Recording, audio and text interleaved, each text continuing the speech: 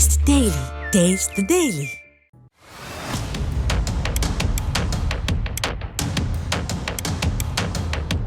சமீப காலமாக தனியார் வங்கிகள் அதன் கடன் தொகையை வசூலிக்க எல்லை மீறும் செயல்களில் ஈடுபடுவதை காண முடிகிறது.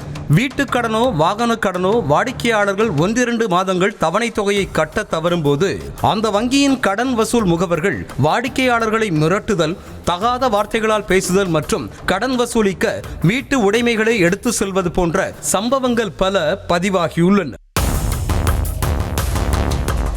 உதாரணத்திற்கு திருப்பூர் கந்தம்பாளையத்தில் வீட்டுக் கடனில் 2 தவணைகள் செலுத்த தவறிய வாடிக்கையாளர் வீட்டு சுவற்றில் PCHFL என்ற தனியார் நிதி நிறுவன ஊழியர்கள் இந்த வீடு கடனில் உள்ளது என பெயிண்டால் எழுதி வைத்துவிட்டு சென்ற சம்பவம் அரங்கேறி இருக்கிறது.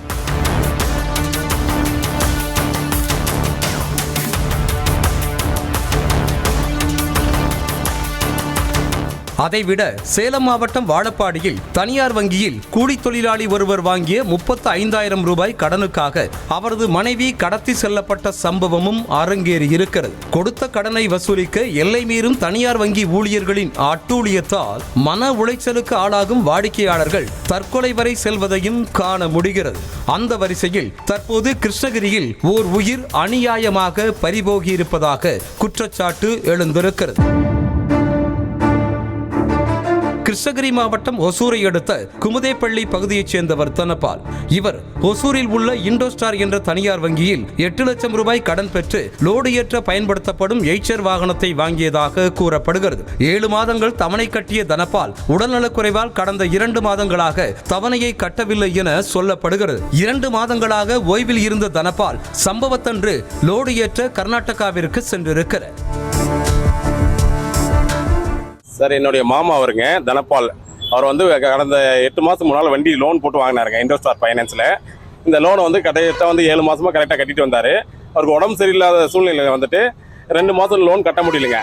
இந்த உடம்பு வந்து ரெடி பண்ணிட்டு இப்போ தாவணகிரிக்கு லோடு போனாருங்க. கர்நாடக மாநிலம் தாவணகரை பகுதிக்கு சென்ற தனபாலை பின்தொடர்ந்து சென்ற இண்டோஸ்டார் வங்கி ஊழியர்கள் தவணை தொகையை ஏன் கட்டவில்லை என கேட்டு அவரை தாக்கி வாகனத்தை எடுத்து சென்றதாக கூறப்படுகிறது. இதில் மயங்கி விழுந்த தனபால் பேச்சு மூச்சின்றி கிடக்க அருகில் இருந்தவர்கள் அவரை மருத்துவமனைக்கு கொண்டு சென்ற போது அவர் உயிரிழந்தது தெரிய வந்தது. அங்கே லோடு போகிற இடத்துல என்ன ஆயிடுச்சுன்னா, அவங்க ஃபைனான்ஸ்கார் வந்துட்டு வண்டியை கொடுக்க சொல்லி சண்டை போட்டுருக்காருங்க. இவர் வண்டி கொடுக்க தயங்கிறதுனால அடிச்சு அவர் கீழே இறக்கி விட்டதுனால அவர் அங்கேயே இறங்கிட்டாரு. அடிச்சு கீழே தள்ளும் போது விழுந்து இறந்துட்டாரு. அவங்க அதை பார்க்காம வண்டி எடுத்துட்டு போயிட்டாங்க. தகவல் அறிந்த உறவினர்கள் இண்டோஸ்டார் வங்கி முன்பாக குவிந்ததால் பரபரப்பு நிலவியது. கணவரின் இறப்பிற்கு நியாயம் வழங்க கோரியும் இண்டோஸ்டார் வங்கி ஊழியர்கள் மீது நடவடிக்கை எடுக்க கோரியும் அவர்கள் வலியுறுத்தினர். இந்த நிலையில் விஷயத்தை கேள்விப்பட்டு உஷாரான வங்கி ஊழியர்கள் வங்கியை திறக்கவில்லை என்றும் தொலைபேசி அழைப்பை ஏற்கவில்லை என்றும் குற்றச்சாட்டு எழுந்திருக்கிறது. இங்க வந்து இண்டோஸ்டார்ல வந்து நாங்க லோன் எடுத்திருக்கோம் வண்டி பேர்ல. இப்போ அவருக்கு கொஞ்ச நாள் உடம்பு சரியில்லை, அதனால கொஞ்சம் ஒரு லோன் அமௌண்ட் வந்து டிலே ஆகிட்டே இருந்துச்சு. நாங்கள் அவர்கிட்ட இன்ஃபார்ம் பண்ணியிருந்தோம், மேனேஜர்கிட்ட கொஞ்சம் தாமதமாக கட்டுறோம் அப்படின்ட்டு. அவர் லோடுக்கு போயிருந்தார் ஹஸ்பண்டு. வண்டி வந்து சீஸ் பண்ணுறதுக்காக போயிட்டு அவர் வண்டியிலேருந்து ஸ்டேரிங்லேருந்து இறங்க அப்படின்னு சொல்லியிருக்காரு. அவர் இறங்கலை. அப்புறமேட்டுக்கு போய் அடிச்சு கீழே தள்ளிட்டு இருக்காங்க. அப்பயே இறந்துட்டு. தனியார் வங்கிகள் அதன் கடன் தொகையை வசூலிக்க ரிசர்வ் வங்கி பல கட்டுப்பாடுகளை விதித்திருக்கும் போதும் விதிமீறல்கள் ஆங்காங்கே நடந்து கொண்டுதான் இருக்கின்றன.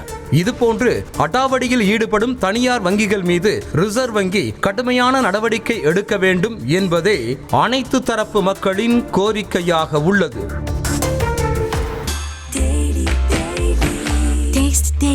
Taste the Daily.